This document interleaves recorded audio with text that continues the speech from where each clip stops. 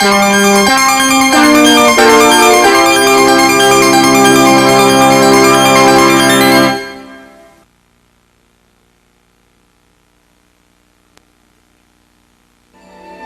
great mystery of the human condition is, why are we here?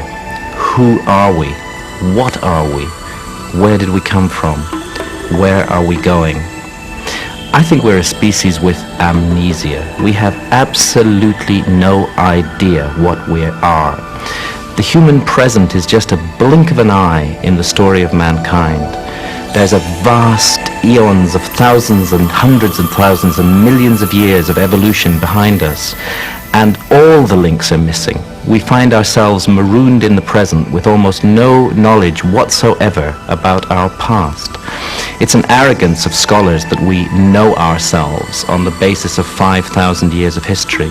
What we need to do, if we're going to understand who we are, is to penetrate the veil of prehistory, to go back beyond the time when written records survive, and to penetrate the mystery of ourselves and of our origins. Perhaps then there'll be a way of understanding who we are and why we're here and what our purpose on this planet is.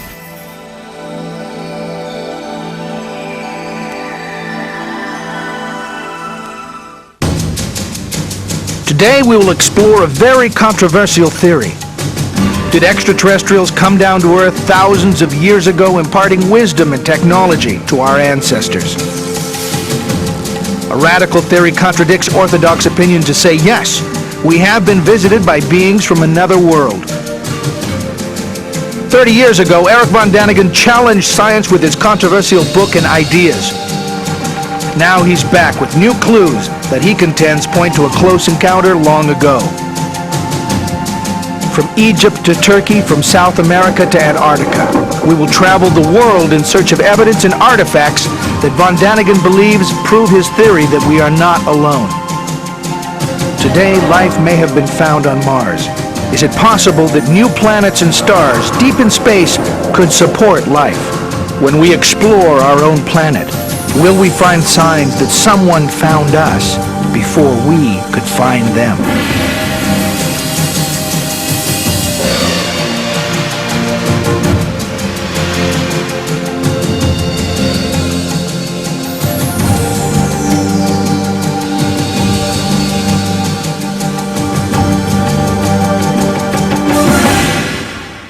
The universe is filled with galaxies. Our own galaxy is one of these galaxies, in many respects an average galaxy. Galaxies are defined primarily by what you see, the stars. Our sun is a star, one of 100 billion stars in our own galaxy. And our star is very similar to the majority of stars. There are differences, but there are a lot of stars, the vast majority are in fact similar to our own sun. The universe, an infinite mystery. For thousands of years, human beings have looked to the night sky with awe and wondered, is anybody out there? At the end of the 20th century, we have finally discovered clues that there may be life on another planet, Mars. If you look at the space program in its entirety, and you think about what the real legacy of our society or culture or civilization for the last 20 years, it has to be the space program. Here's the first time that we understand where we live in the solar system. The razor-sharp eyes of the Hubble telescope pierced the darkness of deep space, looking for more clues that we are not alone.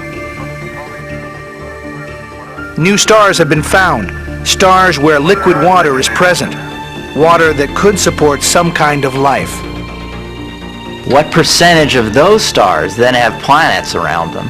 What percentage of those stars that have planets around them have planets in the right distance from that star where liquid water could be stable? What percentage of those actually have liquid water on them? What percentage of those actually could have potentially had life start? And no matter what factors you put besides all of these. There are so many stars in the universe that almost certainly somewhere there's another planet not too unlike the Earth that has liquid water on it, and probably had it for some period of time. So the question is that all you need? Do you just need liquid water to get life going? Or is there really some divine intervention required? Is something required to say, we will life into being? Are we on Earth alone in the universe, or is there a chance that life is out there? The significance of going to study for life on Mars is in fact to understand the factors there. Here's our neighbor planet right next door, ready for us to go and visit, where there's evidence, the first evidence ever that life started somewhere else besides the Earth. If that's true, then that almost certainly indicates that life is going to happen anywhere that the conditions are right. We got 2 examples in our solar system, and they both have life. If that's true, we want to know that. In the 1950s, when Arecibo, a huge telescope, 3 football fields across, was first put in place just as a demonstration of an idea. One channel was, one radio station, so to speak, was listened to see if we could hear a signal from a nearby star. All of us that are in this search, and many more people as well, are interested in is making contact, getting a signal from some extraterrestrial civilization. Is it possible that some living creatures found us before we could find them? Challenging long-held scholarly opinion, Eric von Daniken believes there is controversial new evidence that can prove extraterrestrials may have come down to Earth long ago. Welcome to Chariots of the Gods. The mysteries continue. I'm Richard Karn. And for the next hour, we're going to explore 2 profoundly important questions. Are we alone in the universe? And if not, have we ever been visited by beings from another planet? Don't answer yet. We're just beginning our journey of discovery. The old world and the new world are not supposed to have been in contact prior to the time of Columbus, according to Orthodox historians. And yet there are extraordinary similarities between the site, for example, of Teotihuacan, just north of Mexico City, and the Giza Plateau in Egypt, where the 3 great pyramids and the Great Sphinx stand. In my view, these similarities are connected to an ancient and lost science. And it's a science to do with the meaning of life, the purpose of human existence on this planet. Teotihuacan, Mexico. Almost 8 square miles of pyramids and platforms. Experts believe construction started around 100 BC. When the Aztecs arrived 1,000 years later, they were awed by the massive ruins and dubbed Teotihuacan the City of the Gods. This is where Eric and I begin our journey. Well, Richard, we just climbed halfway to the Pyramid of the Moon. The people that built this, did they call it the Pyramid of the Moon? We are not certain about this, but in the 16th century, there was a monk with the name of Bernardino de Sahagún, and he asked the locals about this place, Teotihuacan. They told him that this was the Pyramid of the Moon, and over there we have the Pyramid of the Sun. The people who constructed this vast city possessed a sophisticated knowledge of mathematics, astronomy, and engineering. Eric von Daniken believes the builders of Teotihuacan might have been taught the secrets of our solar system by teachers from above. This here is called La Avenida de los Muertos, the Avenue of the Dead. This represents a model of our solar system. For every planet, there is a construction, a building. There are 9 planets in our solar system, all orbiting around the Sun. Mercury is nearest to the Sun. Pluto is the furthest. At Teotihuacan, each one of the planets is represented by a building, ruin, or marker. Eric von Daniken believes it is a remarkably accurate scale model of our solar system. On the hill behind the Pyramid of the Moon are the ruins of temples which could represent the last planets discovered in our solar system, Neptune and Pluto. Now, wait a minute. You're telling me that the planets are moving this way, and then on the other side of this pyramid, there is some representation of Pluto. Absolutely correct. Now, There Pluto was discovered in this century. So here we have the mystery. How could they know about Pluto? I would suggest they must have had teachers from heaven. By the way, the Pyramid of the Sun once was covered with mica, at least the top of it, that's for sure. Well, now, how did they know that? In the beginning of this century, when the first excavation were made, they found the mica still on the top. Now, because mica is quite expensive here, they don't have natural mica, they sold it. Is mica mined here? I mean, are there No, mica not in this deposits? region, no. Now, the next mica mine would be in North America. But, you know, it must have been a shining pyramid, shining up to the sky. Now, come on, Richard. I want to show you a real secret of Teotihuacan. Something which has never been shown on TV. It's not open to the public because archaeology wants to keep it as a secret. Now look in here. This is the mica. Oh, wow. You said this was recently discovered? Well, about 15 years ago. And they lock it up. They don't allow the public to see this. Because they have no answer. They don't know what to explain to it. It's a mystery. You know, and this is just the ceiling of a room which is beneath. So someone insulated the ceiling with mica. Now you have to understand that mica has different properties. For example, mica is heat resistant up to 800 degrees Celsius. Well, the Apollo spacecrafts used mica. That's correct, and also the lunar module, you know, the landing Right. thing on the moon, used mica for against heat. Mica also is an extreme electric insulator. At the same time, mica is resistant against all sorts of acids. Well, then why do you think they would use this as a ceiling, You know, for a room? whoever did it must have known something about the property, because this mica does not exist in the region. They had to take it from somewhere far, far away. You mean they didn't mine this here? No, absolutely Well, you not. told us earlier that the whole top of the Sun Pyramid was covered in mica and was sold off over the years. That's correct. It was glittering and shining throughout space. We have traveled halfway around the globe to Egypt, one of the oldest civilizations on the planet.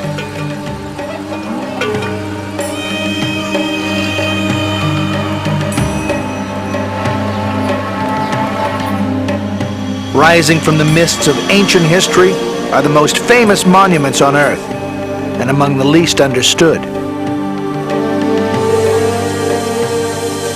Dominating the Giza Plateau is the Great Pyramid. Who built this incredible edifice? Historical documents credit the mighty pharaoh Khufu, also known as Cheops, and his army of 100,000 workers. But von Daniken believes an important new discovery may support his controversial theory of the pyramid's construction. He believes the real builder was Enoch of the Ethiopian apocalyptic writings. Eric von Daniken believes that Enoch was warned by gods from the sky that a great flood would destroy civilization. Enoch built the Great Pyramid to protect ancient texts from the rising waters. He designed secret chambers carved deep inside this mountain of stone. Were the gods who foretold the coming of a flood really extraterrestrials? Von Daniken believes the answer may still be hidden inside the pyramid. The interior of the Great Pyramid is a marvel of engineering skill. A long tunnel leads to the magnificent Grand Gallery. At the top of the gallery, von Daniken believes there are more clues that it was Enoch, not Khufu, who built the Great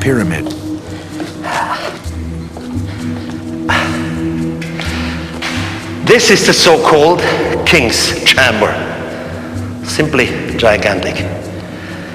As you can see, there are absolutely no hieroglyphs. Empty.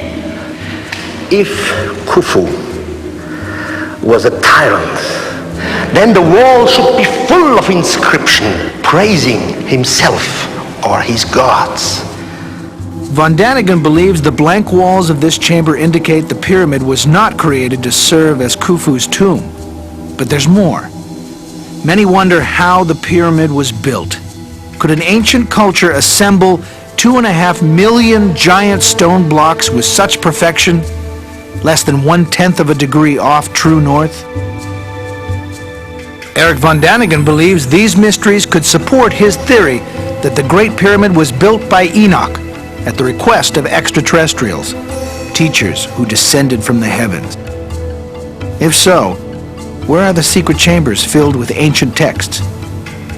Only recently has modern technology allowed investigators new ways to attempt to unravel this great mystery, which has challenged scholars and archaeologists for thousands of years. Some ancient text says that this pyramid was constructed before the Great Flood and many secret chambers should be in here. Could this shaft maybe lead to one of these chambers? In 1993, German engineer Rudolf Gantenbrink designed and built a small robot to explore the mysterious shaft. Dubbed Upawat for Opener of the Way, the tiny robot was equipped with a video camera and remote steering. Its mission, follow the shaft into the darkness in hopes of discovering ancient secrets hidden for thousands of years. I had no clear idea what I should find at the end of the shaft. I expected anything, but not especially this. Upawat had climbed 60 yards into what was thought to be merely a symbolic shaft.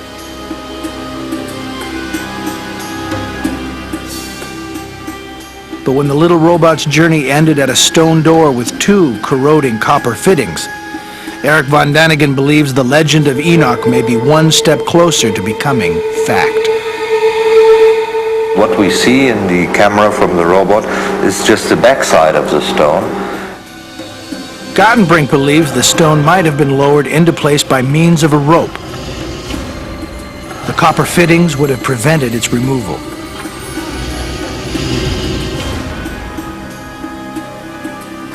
Could this door lead to the secret chambers Enoch was told to build by the teachers who descended from the sky?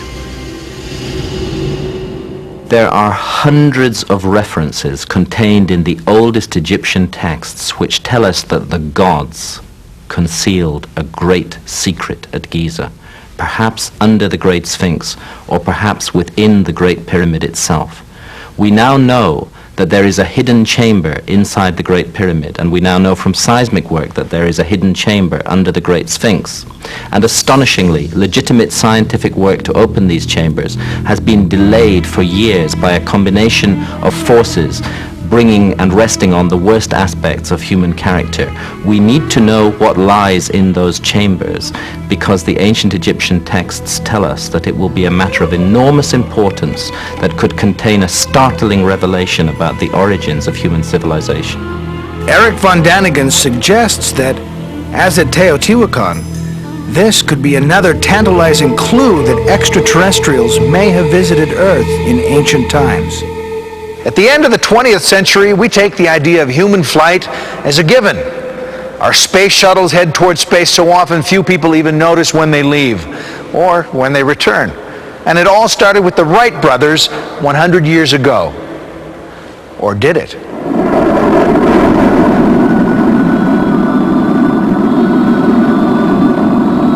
The dream of flying has fueled our imagination for thousands of years. At the end of the 20th century, we're not only able to fly around the Earth, we're able to explore other planets and other solar systems. Is it possible that other intelligent beings shared our dream of exploration and visited the Earth in their own space vehicles? These illustrations were drawn from the descriptions in the Hindu text of ancient India, dated to the 4th century BC.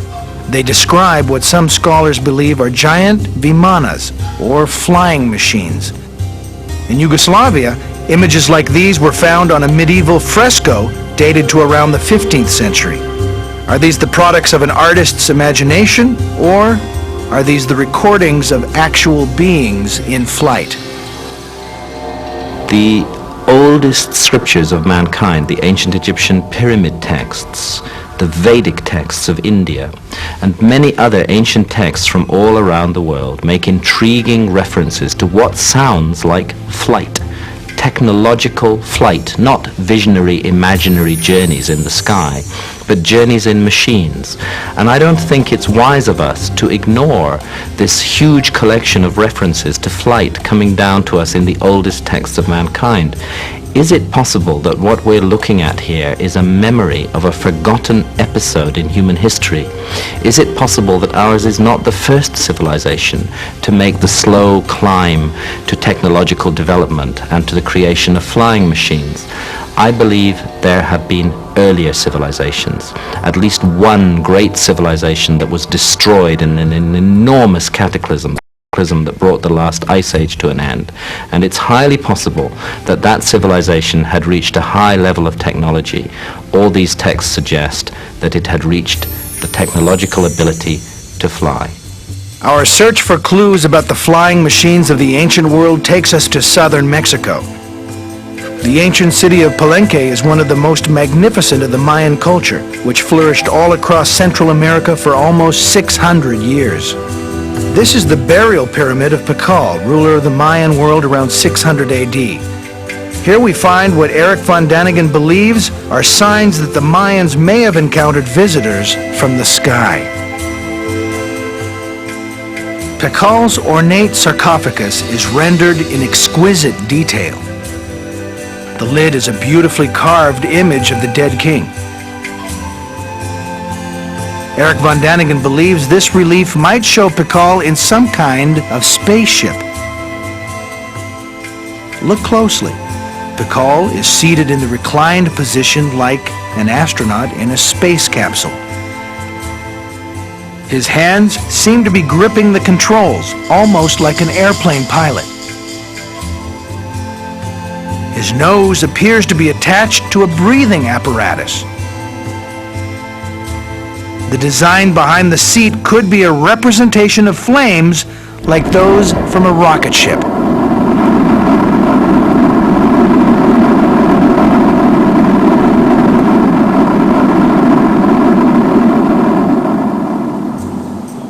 Von Daniken travels to the jungles of Tabasco and points to what he believes is a clue that ancient astronauts have indeed visited this culture. During this journey, I showed clues for an extraterrestrial visit in the past. But I have more. 60 years ago, a gigantic engraved stone was found in the jungle of Tabasco in Mexico. Now you see yourself. There is a flying being, to my view, an extraterrestrial, floating down from the sky. His head has a helmet, and with a little imagination, one can even recognize a microphone on his lips. His two arms and hands are looking down, while on the contrary, his legs towards the sky. In this case, I definitely see an astronaut coming down from heaven to teach humanity. If this were the only evidence we have of visits to the ancient world by beings who could fly, it'd be easy to say it's all just fantasy. But sometimes you have to look down to look up. Nazca, Peru, one of the great mysteries of the ancient world. From the ground, Nazca is an empty, endless desert. But from the air, the secret of Nazca is revealed. The desert is in fact a tapestry of elaborately carved lines and figures stretching for more than 100 miles. From the air, you can see the famous figures of the spider, the hummingbird, and the monkey. Without the ability to fly, experts don't know how the Nazcans gained the perspective needed to create such elaborate figures on such a huge scale. There's even disagreement about the purpose of these markings. Originally, they were thought to be calendar-related or astronomical guides. No one really knows. But there's more to Nazca than this ancient menagerie. The real mystery in Nazca are lines, gigantic lines looking like airstrips, and small lines, long, kilometers long. One of these lines extends 15 miles to the horizon. A giant mountaintop has been sheared off, leveled, and scraped clean to create an impressive runway-like avenue. The question is, why? Did the ancient Nazcans need runways for some kind of flying machines? This is an amazing mystery. Orthodox history has it that the ancients could not fly, that they did not have the technology to fly. And indeed, if the ancients did have the technology to fly, then the whole basis of our history is completely up the creek. And yet the mystery of Nazca is I can see no way that these figures could have been prepared by a people who did not have the ability to get above them and check the perspective. You try and draw a spider in one continuous, unbroken line on an ordinary sheet of paper with a pencil. You'll find you can't do it unless you're an accomplished draftsman. These figures are drawn in unbroken lines on a scale of hundreds of feet by a people who supposedly did not have the ability to get perspective on what they were doing. In my view, the Nazca figures have never been properly explained by scholarship, and it's not good enough just because they can't be explained to ignore the mystery. We need to get to grips with this, to get to grips with two things. First of all, what are they? What are they for? And secondly, how were they done? In Nazca, I detect the fingerprints of the same ancient system of knowledge that we find in other parts of the world, where an endeavor was made to bring the heavens down to earth. I think that the Nazca figures are constellation diagrams. There's a great deal of good evidence which suggests that the Nazca spider is a representation of the constellation of Orion. And this is very intriguing because the three great pyramids of Egypt we now know are a representation of the three stars of Orion's belt. And we also know that in Egypt, this system of ideas was connected to the quest for the immortality of the soul and traced back to the time of the gods and to the knowledge and the wisdom of the gods. I suspect that that's what we're looking at Nazca as well, the same fingerprint of the same lost civilization and the same lost science.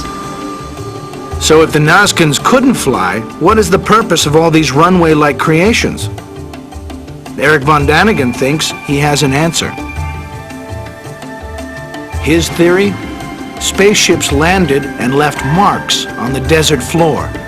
When they returned into the sky, the natives wanted them to come back. Generation after generation, they recreated these lines in tribal ritual, even though the initial visit may have fallen into their past.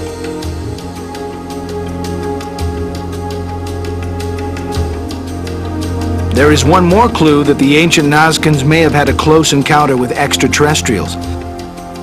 The figure of El Astronato has watched the skies over Nazca for as many as 3,400 years.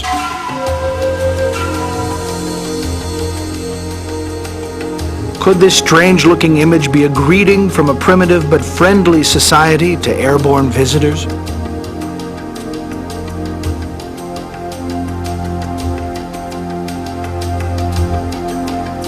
Only if and when extraterrestrials return to Nazca, Peru, will the mystery of these lines and figures finally be solved.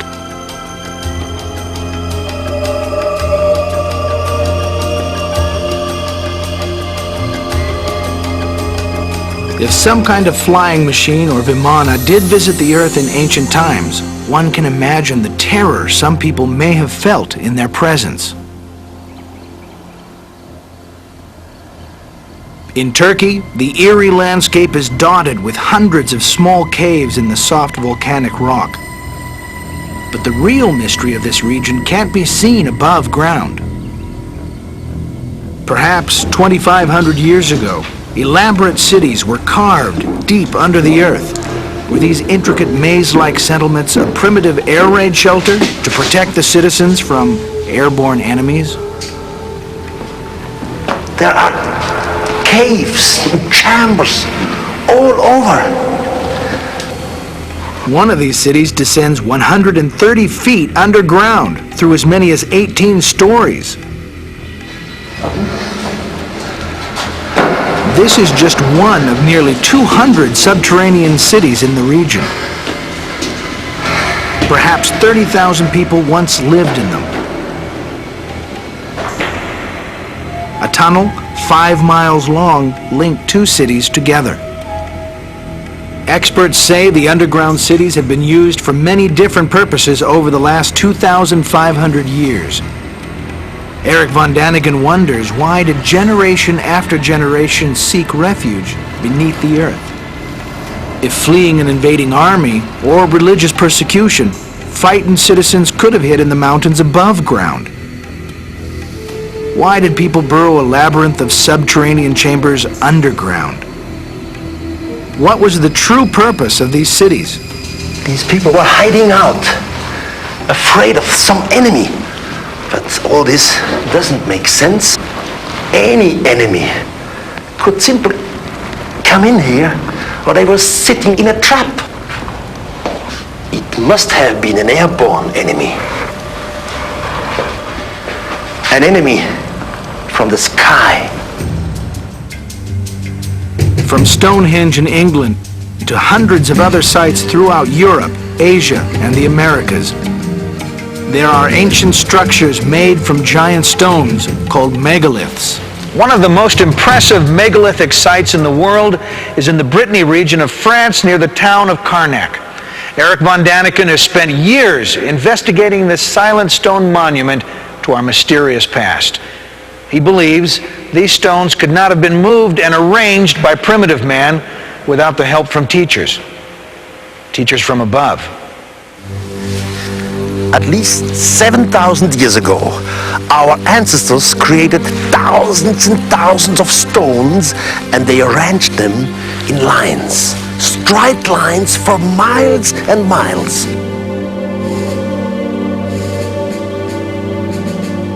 They loom like giant soldiers marching in formation to the sea.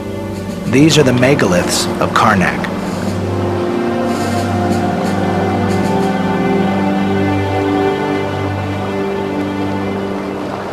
There is a great deal of controversy about the age of these menhirs in Brittany. Here, we finally have some proof. These stones go into the water and underwater. In fact, there is a whole stone circle underwater. This finally proves that the stones were here before the water was here. And that was 8 to 10,000 years ago. Now this is the largest megalith ever moved in ancient Europe. It's man-made, cut, as you can see. Once the whole piece was over 60 feet and its weight was 350 tons. If these giant stones were moved and arranged 7,000 years ago, they would be among the oldest creations on the planet. But were they created by human beings? At that time in human history, our ancestors were still hunter-gatherers, struggling daily for survival. Their tools were primitive, and the wheel had not yet been invented. How were these thousands of stones transported, and what was their purpose? Until today, archaeology has no answer for this mystery. Well, Since we have computer technology and since we know how to fly, we might have an answer. Eric von Daniken reveals his theory that based on aerial reconnaissance, the builders of these alignments had a sophisticated understanding of geometry, triangulation, and the Pythagorean theorem. But these stones were arranged 4,000 years or more before the Greeks supposedly invented geometry. Eric von Daniken wonders who taught the megalithic builders their math lessons. He believes extraterrestrials came to Earth and encoded a message in the stones of Karnak. What is this message? Could these megaliths point to a place in the heavens where the builders live? We just don't know. Yet. Well, what do you mean, yet? We know for sure that there is geometry. We have the pattern, we have Pythagorean triangles, but we don't know the message behind it. Maybe we have to wait until the extraterrestrials come back. Well, you think they're going to come back? They promised to come back. You know, what's 3,000 years in human history? Compared to outer space, it's nothing. They promised to come back, they will return. At the bottom of the world, in a land frozen in a perpetual ice age, von Daniken believes there's more startling evidence that beings from another world left their mark on the ancients. In 1531, Orontes Phineas drew this map of Antarctica, but Antarctica supposedly wasn't discovered until about 250 years later in 1773. How could Orontes Phineas map a continent which didn't officially exist?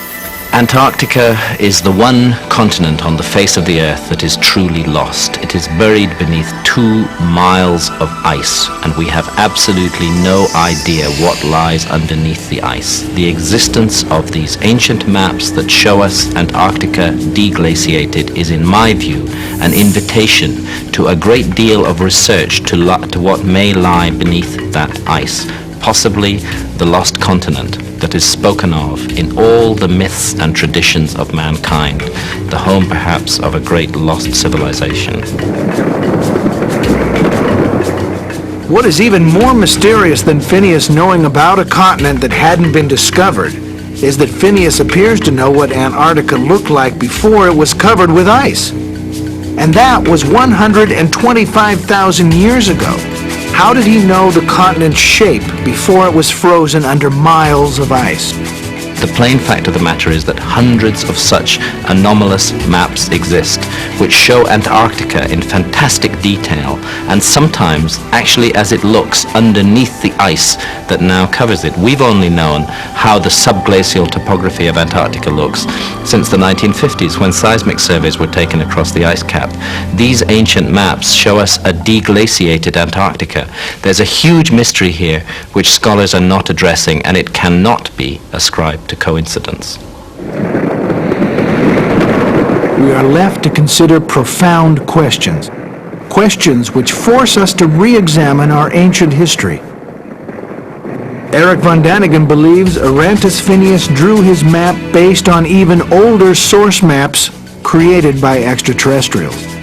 Only visitors from the sky, von Daniken maintains, had the sophisticated technology necessary to peer through the ice to chart the landmass below. We don't know, but this map could be evidence that our planet was once surveyed from the air by beings from another world. If extraterrestrials gave these maps to humanity, the question arises, what other kinds of advanced technology may have been handed down to us from sophisticated space travelers? Eric von Daniken believes these teachers from beyond may have taught the ancient Egyptians the secret of electricity thousands of years before it was discovered by modern man. This is the temple of Osiris in Abydos, in Central Egypt. One of the most mysterious gifts has come down from heaven to earth. It is the so-called jet pillar. It has been suggested that it could be a symbol of fertility, or maybe a symbol of eternity, but also a symbol of power. What power? Do they maybe mean electricity? Eric believes the Jed pillar could have been used as some kind of electrical insulator, like you see at the top of modern power poles. But did the Egyptians have a way to generate electricity in the first place?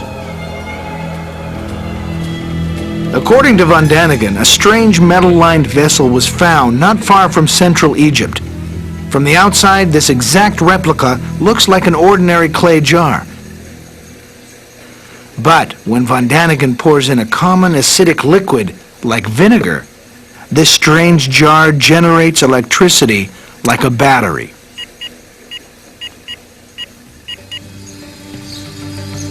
Now von Daniken searches for the ways that the ancient Egyptians might have used this electricity. In the basement of the Temple of Dendera in southern Egypt, his investigation uncovers a possible answer. In this basement, there were different crypts, and in one of these crypts, we have fantastic reliefs on the wall. Look closely. Von Daniken sees something that may look like a cord which leads to a socket. Attached to the socket might be some kind of filament, and on the outside is a transparent bubble. Could this be an image of an ancient Egyptian light bulb? Von Daniken and his associates decided to test this hypothesis in the laboratory. We made a model of this electric bulb exactly in the same measurement. Would it work? Would it function?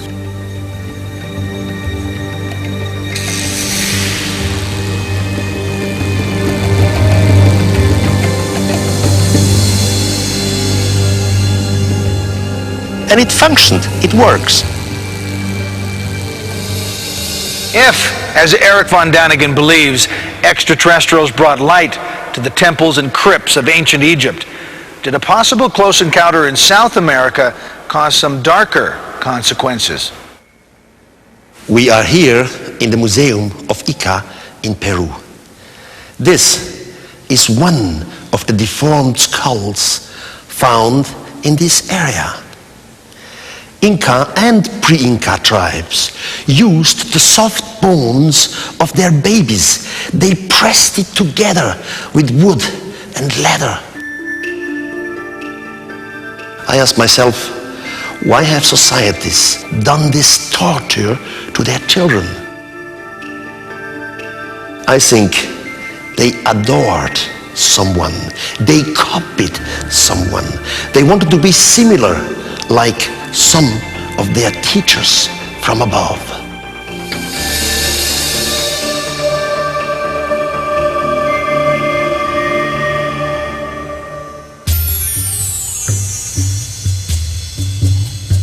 This is Chichen Itza in the Yucatan Peninsula of Mexico. Dating back 1,000 years, Chichen Itza was an important civic center to the Mayan culture that flourished in the tropical lowlands of Mexico. The Maya were fascinated with astronomy.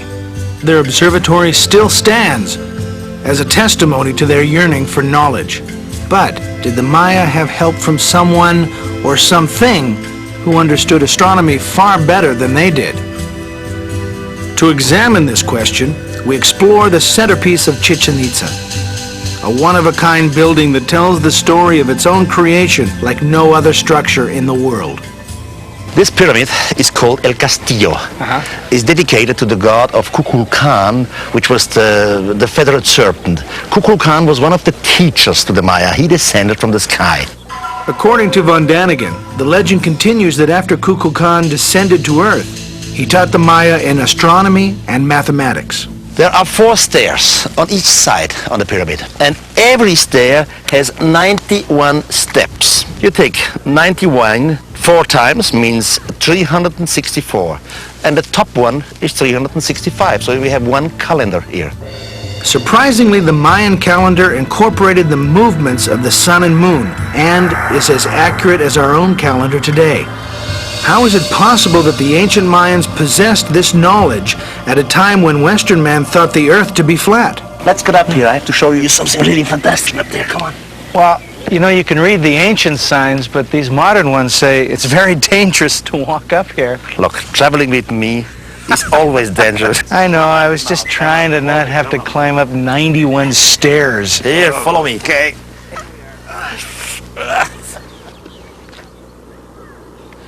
It really is beautiful. Every year, on 21st of March, a chain of light and shadow descends the stairway. Not on the whole stairway, just on the corner where God Kukulkan is chiseled into stone. The Castillo is oriented in a special way, with each of its four corners facing the cardinal directions. When the sun rises during the spring equinox, the light strikes the steps at an angle. The spectacle this phenomenon creates draws thousands of people every year. On September 21st, the fall equinox, the shadow serpent rises again into the sky. Did they know that this light miracle was going to happen? Because of the astronomical knowledge, it was a question of calculation. But it was a question of calculation that couldn't be off a fraction of an inch. I mean, if you're going to build this huge thing, you can't be wrong. You can't just move it. No, so they knew this before they were building it. Yes, absolutely. God Kukulkan, he taught them in astronomy, in mathematics. They show how he descended the stairs from heaven to mankind, how he left mankind again with the promise to return. Are you telling us that the god Kukulkan was an extraterrestrial? Yes, Kukulkan was an extraterrestrial. The concept of gods descending to Earth is common in religions and cultures all around the world. But were these fictional gods of mythology or real visitors from another world? Ancient astronauts who came down to Earth long ago. Similar religious legends are found in the South American country of Bolivia. At an altitude of over 12,000 feet, descendants of the Inca pay homage to their presterio, their patron saint. But over 1,500 years ago, at Tiwanaku, their ancestors celebrated their great god Viracocha. Eric von Daniken believes Viracocha came down from the sky, bringing to his people knowledge of astronomy, mathematics, and agriculture. Tiwanaku is one of these mysterious sites that we find scattered all around the world that we really know absolutely nothing about at all, because there are no inscriptions that enable us to date the site or that speak of the construction of the site. And we have no possible method of dating monuments that are made out of solid stone. Therefore, when we come to these sites, we must use other sciences to try and understand them. Now, the orthodox scientific historical view on the age of Tiwanaku was established by a scholar called Professor Max Ewell. I was astonished to discover that Professor Max Ewell had written his classic study of Tiwanaku, which dates the site to about 500 AD, and on which all subsequent scholarship has been based, without ever having visited the site at all. Another science needs to be brought to bear to understand this site, and perhaps the most important science of all is astronomy, because so many of these ancient sites around the world are aligned to the heavens, connected to the motions of the stars and to the rising points of the sun. Another scholar, Professor Arthur Poznansky from La Paz University in Bolivia, spent 50 years studying the site, carefully measuring its alignments, and he concluded, on the basis of its astronomical alignments, and I concur, the work was done with great precision, he concluded that Tiwanaku is at least 12, if not 13,000 years old. But von Daniken believes the real answer may lie a few hundred yards away, in the ruins of Pumapunku. I have reasons to believe that Pumapunku once was an Earth base of extraterrestrials. In Pumapunku, we have strange technology from another world. Stone building blocks are intricately cut with laser precision. They could have fit together like pieces of a puzzle, a sophisticated architectural achievement for a primitive culture. But von Daniken suggests that there is more evidence that the builders of these two cities had help from teachers from the sky. This block has been etched with a perfect groove. Today, we would use a diamond-tipped saw to achieve this kind of accuracy, a technology only developed this century. Here lies yet another mystery few can explain. Whoever built Tiwanaku came up with a very ingenious method for holding together the huge stones which they used to build the site. They carved a groove in the edge, and into this groove they would pour a molten alloy, which later hardened into a staple. Eric von Daniken believes that extraterrestrials brought these sophisticated technologies down to the people of the region. The natives were awed by these strange visitors and worshipped them. Experts say Pumapunku was an ancient temple. But was it a place to worship gods of mythology or true living beings? Today we make a construction like a church. We say this is a temple, and in here a spiritual being, the God in spirit, lives in this temple. My idea is that Virakosha, but not only Virakosha, other so-called gods on other places in our world were extraterrestrials, and they were misunderstood as gods by our primitive ancestors.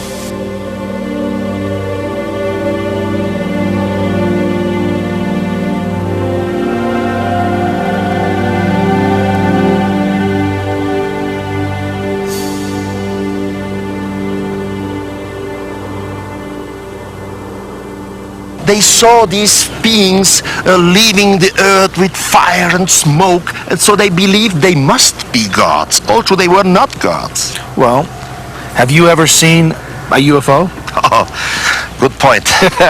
Sometimes I have the impression when Eric von Daniken shows up, they run away. I never saw a UFO. It's a shame. Well, if you had seen one, what would you say to them? Well, first, I would be afraid. Why? Because it's strange, you know, they are not used to something like this. And then, naturally, I would try to make communication, however, by language or telepathy, and then I would ask some questions, a lot of questions, but the other way around, how would you react if you of a sudden would see a UFO? Well, if it's in the distance, it would be fine. I'd go, wow, look, there's, you know, but if they were confronting me, I mean, right there, I guess my first thought would be, why me? Though Eric and I have never seen a UFO or an extraterrestrial, the fact remains many people claim they have. In light of this phenomenon, advanced technology may help us communicate with extraterrestrials in ways our ancestors could not have imagined. Launched in the 1970s, the Pioneer satellite first explored Jupiter. After a close encounter with the largest planet in our solar system, Pioneer continued its journey into deep space.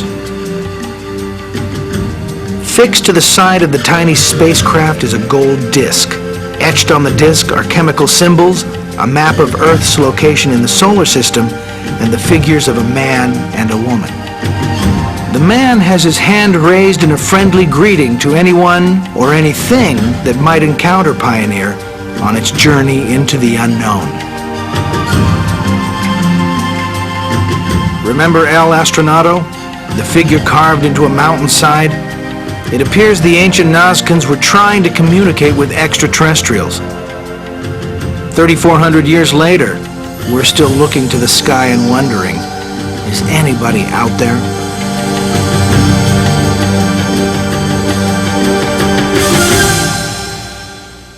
At the beginning of the program, I asked you to consider two provocative questions. Are we alone in the universe? And if not, have we ever been visited by beings from another planet? And for the past hour, we've explored the mysteries of the ancient world through the eyes of Eric von Daniken.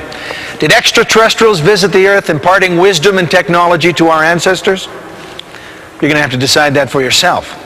But at the end of the 20th century, new technology allows us to examine our world and other worlds for signs that we might not be alone. Now, our program ends here, but our search for clues, both on Earth and in the heavens, will continue. For Eric von Daniken and anyone else out there who might be watching, I'm Richard Karn. I personally don't think that the answers to these mysteries are alien visitations, alien astronauts, although it's a theory that deserves consideration. My own view is that we have lost a whole episode in the story of mankind, that we've lost a great civilization way back behind the veil of prehistory, and that if we can recover our memory of that lost civilization and learn the truth about it, and learn how it was destroyed, and learn what it knew and understand its knowledge, then we may better understand ourselves and where we're going.